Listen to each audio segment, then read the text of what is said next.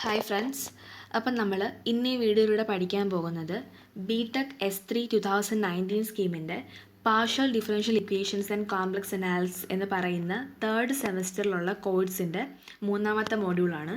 അപ്പോൾ മൂന്നാമത്തെ മോഡ്യൂളിൻ്റെ പാർട്ട് 2 ആണിത്. പാർട്ട് 1 നമ്മൾ ഓൾറെഡി ചെയ്തിട്ടുണ്ട്. അതിൽ നമ്മൾ CR ഇക്വേഷനും ഡിഫറൻഷ്യബിലിറ്റി, ലിമിറ്റ് കണ്ടിന്യൂറ്റി, ഫങ്ഷൻസിൻ്റെ കാര്യങ്ങളൊക്കെ ഓൾറെഡി ഡിസ്കസ് ആക്കിയിട്ടുണ്ട്. അപ്പോൾ നമ്മൾ ഈ വീഡിയോയിൽ കൺഫോമൽ മാപ്പിങ്സും അതുമായി റിലേറ്റഡ് ആയിട്ടുള്ള ടോപ്പിക്സും ആയിരിക്കും നോക്കുന്നത്. അപ്പോൾ നമുക്ക് ആദ്യം തന്നെ പഠിക്കാനുള്ള അല്ലെങ്കിൽ നമ്മൾ ഈ മോഡ്യൂളിൽ പഠിക്കുന്ന രണ്ട് തരത്തിലുള്ള കൺഫോമിങ് മാപ്പിങ്സ് ഉണ്ട്. അതിൽ ആദ്യത്തത് W=Z² ആണ്. അപ്പം അതിൻ്റെ കാർട്ടീഷ്യൻ വാല്യൂ അല്ലെങ്കിൽ കാർട്ടീഷ്യൻ കോർഡിനേറ്റ് എങ്ങനെ വരും എന്നാണ് നമ്മൾ നോക്കുന്നത്. അപ്പോൾ W=Z² ആണ്. അതായത് W=x+iy² എന്ന് നമുക്ക് എഴുതാൻ പറ്റും. A+B ഫോമിൽ ആണ്. A+B² ഫോമിൽ ആയതുകൊണ്ട് നമുക്കതിനെ A² + 2AB - B² എന്ന ഫോമിലേക്ക് മാറ്റാം. അപ്പം നമുക്ക് x² - y² + 2xyi എന്ന് കിട്ടും. അപ്പോൾ ഇവിടെ യുവിൻ്റെ ടേംസ് റിയൽ പാർട്ടായിരിക്കും x² - y², വിയുടെ ടേം ഇമാജിനറി ആയിരിക്കും 2xy. അപ്പോൾ നമുക്ക് എക്സും വൈയും കിട്ടി. ഇനി ഇതിൻ്റെ തന്നെ പോളാർ കോർഡിനേറ്റ് കണ്ടുപിടിക്കാനായിട്ട് നമ്മൾ r(e⁻i⁻θ എന്ന് പറയുന്ന ഫോർമുല എടുക്കും. അതിൽ W=Z² ആണ്. ഇസഡിൻ്റെ വാല്യൂ ആണ് r(e⁻i⁻θ). അപ്പം r²e⁻i²θ എന്ന് വരും. അതായത് r(e⁻i⁵ എന്നായിരിക്കും കിട്ടുന്നത്. അപ്പം W=Z², അതായത് W=f(z)Z² എന്ന് പറയുന്നതിൻ്റെ കാർട്ടീഷ്യൻ പ്രോഡക്റ്റിനകത്ത് വരുന്നതാണ് U=x² - y², വിയുടെ വാല്യൂ 2xy. അതിൻ്റെ പോളാർ കോർഡിനേറ്റ് ആണ് ഡബ്ല്യുവിൻ്റെത് r(e⁻i⁵). ഇനി നമുക്കിതിൻ്റെ ഒരു പ്രോബ്ലം ചെയ്ത് നോക്കാം. എങ്ങനെയാണ് നമ്മൾ ഇത് വെച്ചിട്ട് പ്രോബ്ലം ചെയ്യുന്നതെന്ന്. Find the image of the step 1/2 < x < 1 under the transformation W=Z². ഒന്നുകിൽ നമുക്ക് ഇതേയാണെങ്കിൽ ക്വസ്റ്റിന് തന്നിരിക്കും ഏത് ട്രാൻസ്ഫോർമേഷൻ ആണെന്ന് അല്ലെങ്കിൽ ഏത് കൺഫോമൽ മാപ്പിംഗ് ആണെന്ന്. ഇനി അഥവാ ക്വസ്റ്റിന് ഇല്ലെങ്കിൽ നമ്മളത് കണ്ടുപിടിക്കേണ്ടി വരും. അപ്പോൾ ഇവിടെ നമ്മൾ ആദ്യം ചെയ്യേണ്ടത് നമ്മൾ യുവും വിയും എടുത്ത് തരണം. നമുക്ക് യു ഓൾറെഡി അറിയാം, x² - y² ആണ്. അതായത് W=Z² എന്ന് പറയുന്ന കൺഫോമൽ മാപ്പിങ്ങിനകത്ത് യുവിൻ്റെ വാല്യൂ എപ്പോഴും x² - y², വിൻ്റെ വാല്യൂ 2xy ആയിരിക്കും. ഇനി നമ്മൾ എന്താ ചെയ്യുന്നത് വെച്ചാൽ എക്സിന് നമ്മൾ 1/2 എന്ന് കൊടുക്കും. അതായത് ഇവിടെ അവർ തന്നേക്കുന്ന ലോവർ ലിമിറ്റ് എക്സിന് 1/2ഉം ഹയർ ലിമിറ്റ് 1ഉം ആണ്. അപ്പോൾ ആദ്യം എക്സിന് 1/2 കൊടുക്കുകയാണെങ്കിൽ നമുക്ക് യു എങ്ങനെ വരും? 1/2² - y² എന്ന് കിട്ടും. അതേപോലെ വി എന്ത് വരും? y എന്നും വരും.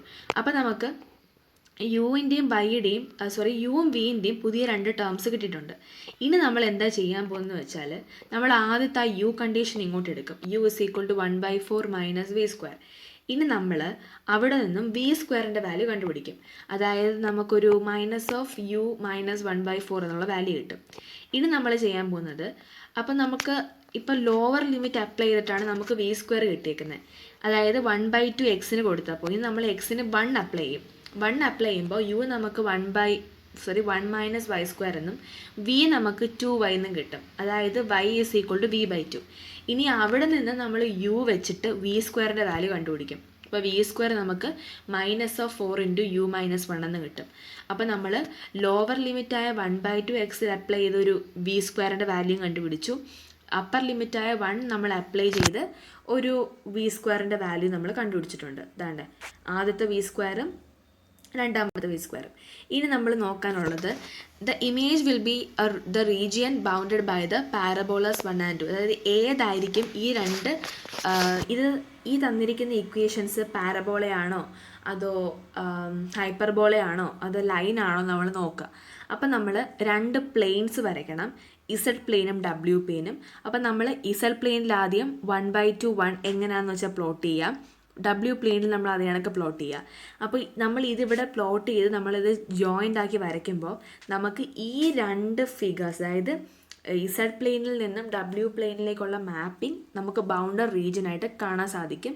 അതെന്തായിരിക്കും? ഈ 1ഉം 2ഉം രണ്ട് കർവിൻ്റെ നടുക്ക് വരുന്ന ഈ ഷെയ്ഡഡ് പാർട്ടായിരിക്കും നമുക്ക് കിട്ടേണ്ട റീജിയൻ.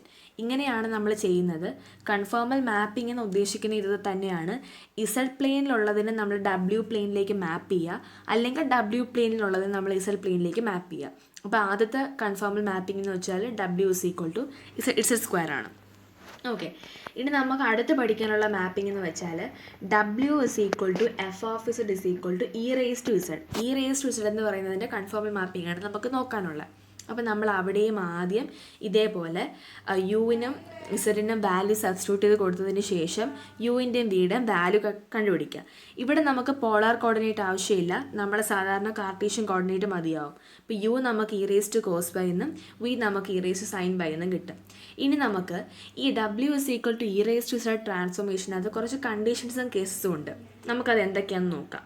ആദ്യത്തെ കേസ് എന്ന് വെച്ചാൽ consider the real axis Y is equal to 0. നമ്മളെപ്പോഴും റിയൽ ആക്സിസ് ആയിട്ട് എടുക്കുന്നത് വൈ ആയിരിക്കും.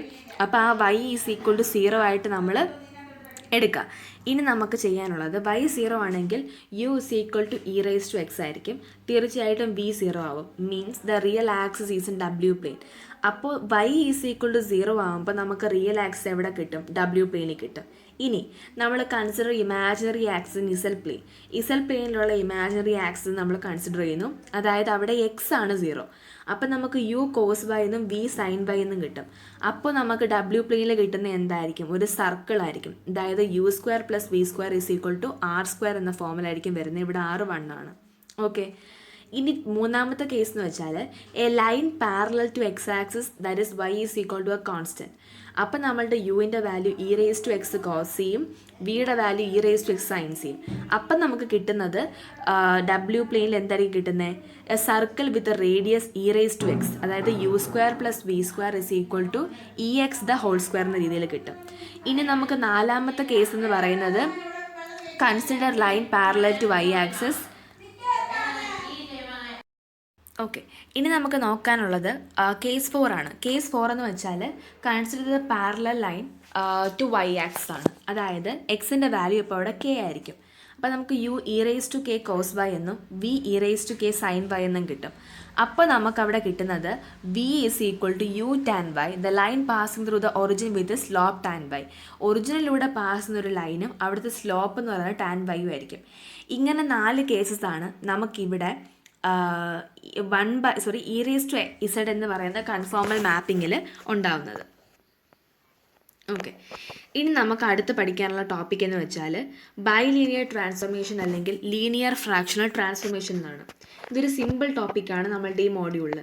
അതായത് നമ്മളിവിടെ ചെയ്യുന്നത് എന്താണെന്ന് വെച്ചാൽ നമ്മളിവിടെ W is equal to A z plus B by C z plus D എന്ന് പറയുന്നൊരു ഇക്വേഷൻ നമ്മൾ എടുക്കുന്നുണ്ട്. ഇവിടുത്തെ പ്രത്യേകത എന്താണെന്ന് വെച്ചാൽ A D minus B C not equal to 0 ആണ്. അപ്പം ഇതാണ് ആക്ച്വലി ഒരു ബി എൽ ടിയുടെ ഫോം. ബി എൽ ടി എന്ന് വെച്ചാൽ ബൈലീനിയർ ട്രാൻസ്ഫോർമേഷൻ. നമ്മൾ എൽ എഫ് ടി എന്നും പറയാറുണ്ട്, ലീനിയർ ഫ്രാക്ഷണൽ ട്രാൻസ്ഫോർമേഷൻ. ഇവിടെ എയും ബിയും സിയും ഡിയും എല്ലാം കോൺസ്റ്റൻ്റ് ആണ്, അല്ലെങ്കിൽ കോംപ്ലക്സ് ആയിരിക്കും, റിയൽ ആയിരിക്കും. ഇനി നമ്മൾ ചെയ്യാൻ പോകുന്നത് എന്താണെന്ന് വെച്ചാൽ ഇവിടുത്തെ 2 വേരിയബിൾ ഡബ്ല്യു ഇസഡും ആണ്. അപ്പം അതുകൊണ്ടാണ് നമ്മൾ ഇവരെ ഇനി ട്രാൻസ്ഫോർമേഷൻ ഈസ് ലീനിയർ എന്ന് പറയുന്നത്. അതുകൊണ്ടാണ് ഇവർ ബൈലീനിയർ ട്രാൻസ്ഫോർമേഷനും ആവുന്നത്. ഈ ബൈലീനിയർ ട്രാൻസ്ഫോർമേഷൻ വരുന്ന രീതിയിലുള്ളതിൻ്റെ സൊല്യൂഷൻ കണ്ടുപിടിക്കുന്നതിനെയാണ് നമ്മൾ ക്രോസ് റേഷ്യോ എന്ന് പറയും. ക്രോസ് റേഷ്യോ ഇതാണ്. അതായത് Z1, Z2, Z3, Z4 4 distinct point ആയിട്ട് നമ്മൾ എടുക്കും. അതുള്ളത് കോംപ്ലക്സ് പ്ലെയിൻ പിയിലാണ്. then the CR of 4 points is denoted by CR എന്ന് വെച്ചാൽ ക്രോസ് റേഷ്യോ ഡിനോട്ട് ചെയ്യുന്നത് Z1 minus Z3 into Z2 minus Z4 by Z1 minus Z4 into Z2 minus Z3. ഇതാണ് actually ഒരു ബൈലീനിയർ ട്രാൻസ്ഫോർമേഷൻ്റെ റിസൾട്ട് എന്ന് പറയുന്നത്. അപ്പോൾ നമുക്കത് ഇസൽ പ്ലെയിനിലുള്ളതിൻ്റെ റിസൾട്ടേ കിട്ടിയുള്ളൂ, ഡബ്ല്യു പ്ലെയിനിലുള്ളതിൻ്റെയും വേണം. അപ്പോൾ നമ്മൾ എന്ത് ചെയ്യും? ഇതേപോലെ നമ്മൾ ഡബ്ല്യു പ്ലെയിനിലും എഴുതും. നമുക്ക് 4 കോർഡിനേറ്റ് ഇസൽ പ്ലെയിനിലും ഉണ്ട്, 4 കോർഡിനേറ്റ് നമുക്ക് ഡബ്ല്യു പ്ലെയിനിലും ഉണ്ട്. അപ്പോൾ നമ്മളുടെ ബി എൽ ടി കണ്ടുപിടിക്കുന്ന ഇക്വേഷൻ ഇങ്ങനെ വരും: Z1 minus Z3 into Z2 minus Z4 the whole divided by Z1 minus Z4 into Z2 minus Z3 എന്ന് വരും. That is equal to W1 minus W3 into W2 minus W4 the whole divided by W1 minus W4 into W2 minus W3 എന്ന് വരും. Okay, sorry W4 എന്ന് വരും. ഇനി നമുക്ക് ഇതെങ്ങനെയാണ് question ചെയ്യുന്നത് നമുക്ക് നോക്കാം. ഫോർ എക്സാമ്പിൾ, നമുക്കിവിടെ LFT കണ്ടുപിടിക്കാൻ പറഞ്ഞിട്ടുണ്ട്, 3 കോർഡിനേറ്റ് തന്നിട്ടുണ്ട്. അതായത് മിക്കപ്പോഴും നമ്മൾ ആലോചിക്കേണ്ട കാര്യം, നമുക്ക് എപ്പോഴും 3 കോർഡിനേറ്റ് വെച്ചിട്ടേ കാണും. ഇസഡ് പ്ലെയിനിൽ 3 കോർഡിനേറ്റും ഡബ്ല്യു പ്ലെയിനിൽ 3 കോർഡിനേറ്റും. ഇവിടെ നിങ്ങൾ ഈ ആരോ ശ്രദ്ധിച്ചോ, 0 1 ഇൻഫിനിറ്റി പോയിൻറ്റ്സ് ടു ഇൻഫിനിറ്റി 1 0. ആരോ എങ്ങോട്ടാണോ പോയിരിക്കുന്നത് അതായിരിക്കും നമ്മളുടെ ഇസഡ് പ്ലെയിൻ, കാരണം ഡബ്ല്യു പ്ലെയിൻ. കാരണം ഇസഡ് പ്ലെയിനിൽ നിന്ന് നമ്മൾ ഡബ്ല്യു പ്ലെയിനിലേക്ക് നമ്മൾ മാപ്പ് ചെയ്യാണ് ചെയ്യുന്നത്. അപ്പം ആരോ പോയിൻ്റ് ഔട്ട് ചെയ്തിരിക്കുന്നതായിരിക്കും ഡബ്ല്യു പ്ലെയിൻ. അല്ലെങ്കിൽ ക്വസ്റ്റ്യനിൽ എടുത്ത് പറയും ഇതാണ് ഡബ്ല്യു അതിൻ്റെ കോർഡിനേറ്റ്സ് എന്ന് പറയും. ഓക്കെ, അപ്പം നമ്മൾ ആദ്യം എഴുതുക. Z1 0 ആണ്, Z2 1 ആണ്, Z3 ഇൻഫിനിറ്റി ആണ്, Z4 കാണത്തില്ല, നമ്മൾ Z4 തന്നെ എഴുതിയാൽ മതി. ഇനി W1 ഇൻഫിനിറ്റി ആണ്, W2 1 ആണ്, W3 0 ആണ്. ഓക്കെ, ഇനി അപ്പോൾ W4 അവിടെ കാണത്തില്ല, W4 തന്നെ എഴുതിയാൽ മതി. ഇനി നമ്മൾ ഈ ഇക്വേഷൻ കൊടുക്കുക. ഇവിടെ നമ്മൾ വാല്യൂസ് സബ്സ്റ്റിറ്റ്യൂട്ട് ചെയ്യണം. വാല്യൂസ് സബ്സ്റ്റിറ്റ്യൂട്ട് ചെയ്യുമ്പോഴത്തേക്കും നമുക്ക് വരുന്നത് Z4 ആയിരിക്കും ലെഫ്റ്റ് സൈഡിലെ വേരിയബിൾ, W4 ആയിരിക്കും റൈറ്റ് സൈഡിലെ വേരിയബിൾ. അപ്പോൾ നമ്മൾ സോൾവ് ചെയ്യുമ്പം ആക്ച്വലി നമ്മൾ സോൾവ് ചെയ്ത് വരുമ്പോൾ നമുക്ക് Z ഇൻ ടേംസ് ഓഫ് ഡബ്ല്യൂയിൽ കിട്ടും, അല്ലെങ്കിൽ W ഇൻ ടേംസ് ഓഫ് വൈയിൽ കിട്ടും. അതായത് നമുക്ക് എപ്പോഴും LHSൽ W വരണം, RHSൽ Z വരണം. അങ്ങനെയാണ് നമ്മൾ സോൾവ് ചെയ്യുന്നത്. അപ്പോൾ നമ്മളിവിടെ വാല്യൂ എല്ലാം സബ്സ്റ്റിറ്റ്യൂട്ട് ചെയ്ത് കൊടുത്ത് സോൾവ് ചെയ്ത് വരണം. സോൾവ് ചെയ്ത് വരുമ്പോൾ ഡബ്ല്യുവിനെ നമ്മൾ LHSൽ കൊണ്ടുവന്ന് Z ടേംസിലായിരിക്കും നമുക്ക് ഡബ്ല്യുവിൻ്റെ വാല്യൂ കിട്ടുന്നത്. അതാണ് ഫൈനൽ ആൻസർ. ഇതാണ് ആക്ച്വലി ഈ ഒരു മോഡ്യൂളിൻ്റെ തന്നെ ഏറ്റവും സിമ്പിളായിട്ടുള്ള പോയിന്റ് എന്ന് പറയുന്നത്, ക്രോസ് റേഷ്യോ കണ്ടുപിടിക്കുക. BLT അല്ലെങ്കിൽ FLTയുടെ LFTയുടെ ക്രോസ് റേഷ്യോ അല്ലെങ്കിൽ അതിൻ്റെ സൊല്യൂഷൻ കണ്ടുപിടിക്കുക. ഇനി ഇവിടെ വേറൊരു പ്രത്യേക ഒരു കാര്യം കൂടെ ഉണ്ട്. ഇവിടെ നമുക്ക് ഇൻഫിനിറ്റിയുടെ വാല്യൂ വരികയാണെങ്കിൽ, അതായത് നമുക്ക് ദാണ്ട് ഏതെങ്കിലും ഒരു പോയിന്റ് ഇൻഫിനിറ്റി ആണ്, ഏതെങ്കിലും ഒരു ടേം ഇൻഫിനിറ്റി ആണ്. ഇവിടെ നോക്കിയേ, ഇവിടെ Z3യുടെ ടേം ഇൻഫിനിറ്റി ആണ്. അപ്പോൾ ഇൻഫിനിറ്റിയുടെ ടേം വരുവാണെങ്കിൽ നമുക്ക് ആ ടേം ഇവിടെ എടുക്കേണ്ട ആവശ്യമില്ല. അപ്പോൾ ഇൻഫിനിറ്റി വരുന്ന ക്വസ്റ്റിനകത്ത് ഇൻഫിനിറ്റി ഏത് ടേമിലാണോ, ഇവിടെ ഇപ്പോൾ Z3 ഇൻഫിനിറ്റി ആണ്, അപ്പോൾ ഈ ഒരു ഇക്വേഷനകത്ത് Z3 വരുന്ന സ്ഥലം നമുക്ക് വേണ്ട എന്നാണ് അതിൻ്റെ അർത്ഥം. ആ ടേം കാണത്തില്ല. അപ്പോൾ അത് ശ്രദ്ധിച്ചാൽ മാത്രം മതിയാവും. അതാണ് നമ്മളുടെ LFT കണ്ടുപിടിക്കുന്ന രീതി. ഇനി ഇതിൻ്റെ ഇടയ്ക്ക് ഒരു കുഞ്ഞൊരു ടോപ്പിക്കും കൂടെ ഉണ്ട് പറയാനായിട്ട്, അതായത് ഫിക്സഡ് പോയിന്റ് അല്ലെങ്കിൽ ഇൻവേരിയിങ് പോയിന്റ്. ഈ ഫിക്സഡ് പോയിന്റ് അല്ലെങ്കിൽ ഇൻവേരിയിങ് പോയിന്റ് എന്ന് പറയുന്നത് നമ്മളുടെ ഫംഗ്ഷനായ W = f(z) എന്ന് പറയുന്ന ഫംഗ്ഷൻ്റെ ഒരു വാല്യൂ ആണ്. അതായത് ഇസഡിൻ്റെ ഒരു വാല്യൂ ആയിരിക്കും ഈ ഫിക്സഡ് പോയിന്റ് അല്ലെങ്കിൽ ഇൻവേരിയിങ് പോയിന്റ് എന്ന് പറയുന്നത്. നമ്മൾ ഈ ബൈലിനിയർ ട്രാൻസ്ഫോർമേഷനിൽ 2 ഫിക്സഡ് പോയിന്റ് ഉണ്ടെന്ന് നമ്മൾ പറഞ്ഞിട്ടുണ്ട്. അത് ഏതൊക്കെയാണ് 2 ഫിക്സഡ് പോയിന്റ്? കാരണം നമുക്കിവിടെ ഈ ഒരു ഇക്വേഷൻ സോൾവ് ചെയ്യുമ്പം Z² എന്ന് പറഞ്ഞിട്ടുള്ളൊരു ഇക്വേഷനാണ് കിട്ടുന്നത്. അപ്പോൾ Z² ആകുമ്പോൾ തീർച്ചയായിട്ടും അവിടെ ഇസഡിന് 2 വാല്യൂസ് കാണും, അതായത് അവിടെ 2 ഫിക്സഡ് പോയിന്റ് കാണും. അപ്പോൾ നമുക്കൊരു ക്വസ്റ്റ്യൻ നോക്കാം, എങ്ങനെയാണ് ഇൻവേരിയിങ് പോയിന്റ് അല്ലെങ്കിൽ ഫിക്സഡ് പോയിന്റ് കണ്ടുപിടിക്കുന്നതെന്ന്. സംഭവം ഇത്രയേ ഉള്ളൂ. നമുക്ക് W ഇൻ ടേംസിൽ ഒരു ക്വസ്റ്റ്യൻ തരും. ഇവിടെ നമുക്ക് W a + IB × Z² എന്നാണ്. നമ്മൾ അതിനെ എന്ത് ചെയ്യണമെന്ന് വെച്ചാൽ, നമ്മൾ Z കണ്ടുപിടിക്കണം ഈ ഇക്വേഷനിൽ നിന്ന്. അപ്പോൾ നമുക്ക് എങ്ങനെ വരും? ഇവിടെ W/a + IB = Z² എന്ന് വരും. ഇനി നമ്മൾ നോക്കുമ്പോൾ നമുക്ക് എന്ത് ചെയ്യാൻ പറ്റും? Z ക്യാൻസൽ ചെയ്യാൻ പറ്റും. ഇപ്പോൾ ഒരു Z ക്യാൻസൽ ആയിപ്പോവും. അപ്പോൾ Z = 1/a + IB എന്ന് വരും. അതായത് ഫിക്സഡ് പോയിന്റ് അല്ലെങ്കിൽ ഇൻവേരിയിങ് പോയിന്റിനകത്ത് ആര് കാണത്തില്ല? മിക്കപ്പോഴും ഡബ്ല്യുവിൻ്റെ വാല്യൂ കാണത്തില്ല. അടുത്തൊരു ക്വസ്റ്റ്യൻ നമുക്ക് നോക്കാം. W = aiz - 1/z + ai എന്നാണ് തന്നേക്കുന്നത്. നമ്മളുടെ ജോലി ഇതിൽ നിന്നും Z = എന്ന് പറഞ്ഞ് കണ്ടുപിടിക്കാനാണ്. അപ്പോൾ അതിനുവേണ്ടി നമ്മൾ എന്ത് ചെയ്യുക? ഇവിടെ ഡബ്ല്യുവിൻ്റെ വാല്യൂ Z തന്നെ ആയിട്ട് നമ്മൾ കൺസിഡർ ചെയ്യും. എന്നിട്ട് നമ്മളത് സോൾവ് ചെയ്ത് ഇസഡിൻ്റെ വാല്യൂ കണ്ടുപിടിക്കും. ലാസ്റ്റ് ക്വസ്റ്റിനും അതേ രീതി തന്നെയാണ്. W = 5 - 4z/4z - 2. ഇവിടെ W എന്ന് വെച്ചാൽ Z തന്നെയാണല്ലോ. അപ്പോൾ Z = 5z - 4z/4z - 2. ഇനി നമ്മളത് സോൾവ് ചെയ്ത് ഇസഡിൻ്റെ വാല്യൂ കണ്ടുപിടിക്കും. എപ്പോഴും ശ്രദ്ധിക്കേണ്ട കാര്യം, ഇസഡിന് 2 വാല്യൂ ഉണ്ടാവും. ഇവിടെ 2 വാല്യൂ ഉണ്ടാവും. മുകളിലത്തെ ക്വസ്റ്റ്യനകത്തും ഇസഡിന് 2 വാല്യൂസ് ഉണ്ട്. അപ്പോൾ ഇതിത്രയാണ് നമ്മളുടെ 3rd മോഡ്യൂളിൻ്റെ പോർഷൻസ്. അപ്പം നമ്മൾ ഈ വീഡിയോയിൽ പഠിച്ചത് കൺഫോമൽ മാപ്പിംഗ്സ് ആണ്. W = Z²ൻ്റെയും അതുപോലെ തന്നെ W = 1/z-ൻ്റെയും.